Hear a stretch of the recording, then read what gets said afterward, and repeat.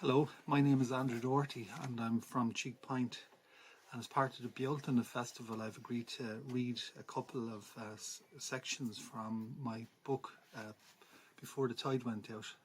It's a memoir of growing up in Cheek Point in County Waterford and what it was like when it was a salmon fishing village. So the first piece I'm going to read is chapter 4, Working Ryan's Shore, which is the piece of shoreline that stretches from Cheek Point down almost as far as Passage East, and I'm just reading a part from it. But it wasn't all fishermen on the shore. In those days it was a mecca for young and old, men and women, fisher folk and non-fisher folk. In the summer, crowds of giggling teens walked along to swim at the Barn Quay. While we waited for the tide to be right, we would skim stones across the surface of the river, and the winner was the person with the most hops in one throw. The stones there were perfect because it was once used as an embarkation point for 2 slate quarries which are now overgrown and forgotten in the hills. Damaged slate was discarded onto the beach, while intact slate was loaded onto lighters for transport to town. The enterprise failed because it was not cost effective, the trade in slate between Wales and Waterford being then well established. But the remains of the quarrymen's work were in abundance, and you never had to look far for the perfect skimmer. We also fished for crabs off the point, using the mussels that grew in abundance on the rocks for bait. Another activity was to hunt for baby eels, elvers, under the moss-covered rocks that could always be found where freshwater streams ran into the river. We also hunted for bottles. Those days they came in on the tide in 2 categories: bottles that could be smashed and bottles that had a returnable deposit which you were paid for when you brought them back to the local shops. The most trouble was caused when we gathered up the worthless ones and lined them up for a bazzing, as we called it. We would step back an agreed distance and then gather up as many stones as we could hold, and on the command "go" we would begin to throw. The winner was the one with the most broken bottles to his credit. In those days, though, you had to be careful where you smashed them. Any fisherman ripping his sailboats on broken glass was liable to come looking for you. As the shore was south-facing, it could become a sun trap, particularly in northerly wind, and consequently it was a popular walk and a popular spot for beachcombing. My grandmother, Maura Moran, spent a lot of her time down there, and this was principally because it was a good source of firewood. Everyone gathered driftwood in those days, and people had their own piles where they gathered firewood to a special spot, standing it to dry and easier to come back and collect. As you walked the strand, you would stand up each piece you wanted. Standing it did 2 things: drying it obviously, but it also denoted that it wasn't just a piece of driftwood anymore. No, now it was claimed. Driftwood washes up all the time, you see, but it never stands itself up.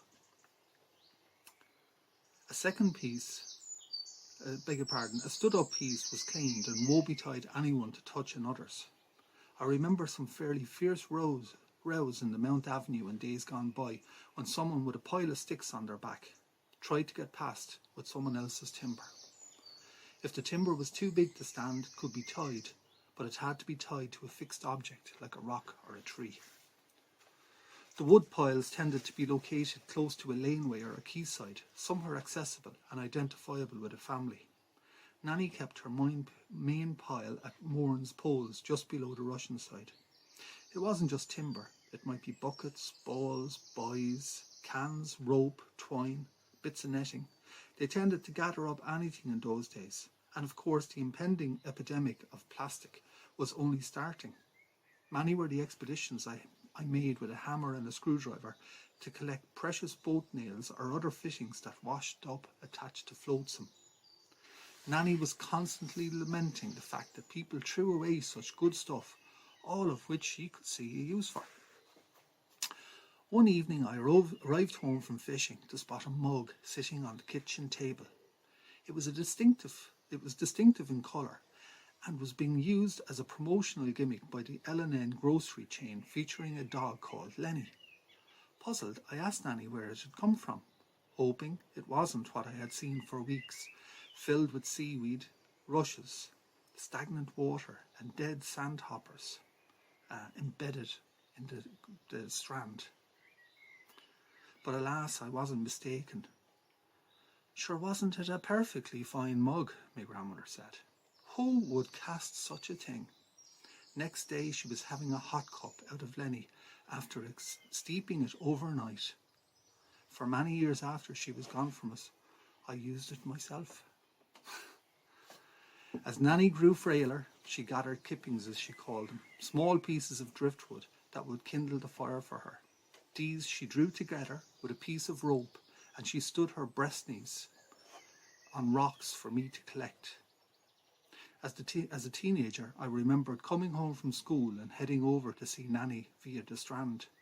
Her activity was instantly recognisable, as she always started to gather at Moran's poles, and once I knew she was down there, I would race off to find her.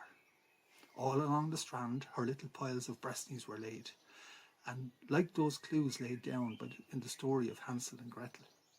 We would walk back together, and as we came to each pile, I gathered them up onto my shoulder and carried them home for her. All the time she was giving out to me about the weight I was carrying. It was only later I realised how frail she had become and how reliant she was starting to become on others. To her dying days, one of her only regrets was no longer being able to get down to the strand. And even 2 days before she died, then wheelchair bound, she mentioned going to Ryan's Shore again. So that's the first reading for you, and I'll be back with a couple more.